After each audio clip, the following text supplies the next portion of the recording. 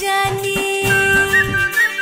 বকুলপুরের রানী ঝলক দিতে জানি এসো ধর হয়ে গো রূপনগরে রানী আমি নাচাই নাচাই নাচাই বকুলপুর নাচাই বকুলপুর আরে নাচাই বকুলপুর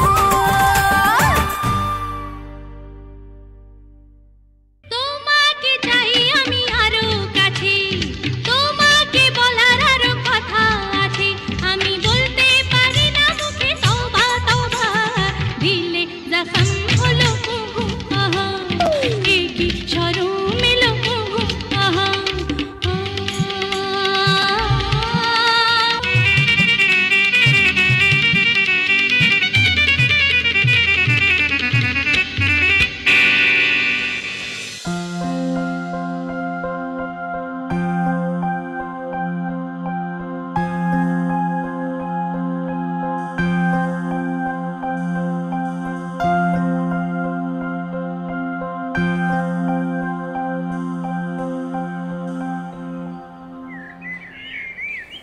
কি ব্যাপার ডাইকে আইনা চুপ করে আছেন যে? না ভাবতেছি যা বলবো তা বলা ঠিক হইব কিনা। কি বলবেন বলেন। আমার মনে হয় আমি বুঝতে পারতেছি আপনি কি বলবেন। কি? যে কথাটা আপনি বলতে পারতেছেন না। মুসলিম সরকার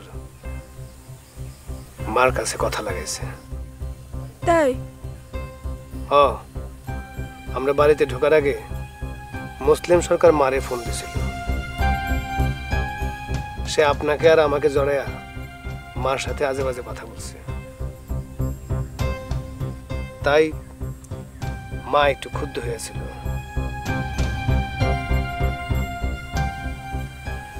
ভুলটা আসলে আমারই। আমি একটু বেশি স্বপ্ন দেখা ফেলেছি। আপনাদের বাড়িতে যাওয়াটা একটু বেশি হয়ে গেছে। আমি নিজেই তো আপনার নিয়ে গেছি। আমি যে যাই নাই সেটা কইতেছেন কেন? সেটা গেছেন সংখ্যা খুব কম, বেশিরভাগ সময় আমি নিয়ে গেছি। এখন তো মনে হইতেছে না নিয়ে যাওয়াটাই ভালো ছিল। শুধু শুধু আমার কারণে আপনার মার কাছে ছোট হওয়া লাগতেছে। কে কইছে আমি ছোট হয়েছি? সত্যটারে আড়াল করতে চাইতেছেন তাই না? দেখেন, এই যাত্রা আনা নিয়েও আমার মায়ের আপত্তি ছিল, কিন্তু আমি আমার মারে বুঝাইতে পারছি। আপনার ব্যাপারটাও আমি আমার মারে একদিন বুঝাইতে পারবো। কি দরকার? আমার মতো একটা খারাপ মেয়ের জন্য আপনার আম্মারে বোঝানোর দরকারটা কি? আপনার জন্য বুঝাবো না তো, আমার নিজের জন্য বুঝাবো। মানেটা আপনার বুঝা নিতে হইব।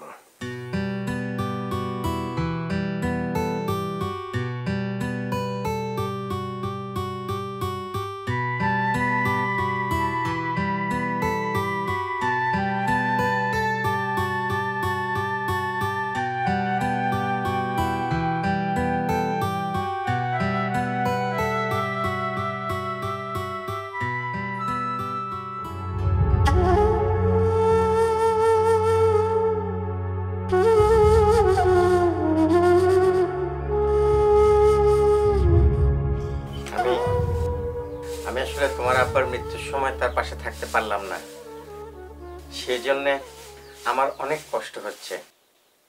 থাক, আপনি তো আর এটা ইচ্ছা করে করেন নাই। তা ঠিক, আমি ইচ্ছে করে করিনি, কিন্তু তারপরেও তোমার বাবার যখন দাফন হচ্ছিল তখন তার কবরে আমি এক মুঠো মাটিও দিতে পারলাম না। এটা নিয়ে আর মনে কষ্ট পেলেন না।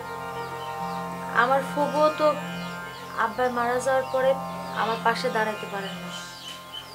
আপনার আম্মার মতো আমার ফুবুও জ্বরে আক্রান্ত হয়েছিল, ডেঙ্গু জ্বর। তিনি কি এখন সুস্থ হয়েছেন? হ্যাঁ, আজকে আঙ্গ বাড়ি হওয়ার কথা। তার রওনাও তো দিছে, কাছাকাছি আয়া পড়ছে মনে হয়। ও জানো, কাল রাতে না একটা অদ্ভুত ঘটনা ঘটেছে। কি ঘটনা? হয়েছে কি, কাল রাতে বারান্দার মধ্যে আমি চোখ বন্ধ করে শুয়েছিলাম, মানে তখন আমার ঘুম আসেনি, তোমার কথা একটু ভাবছিলাম।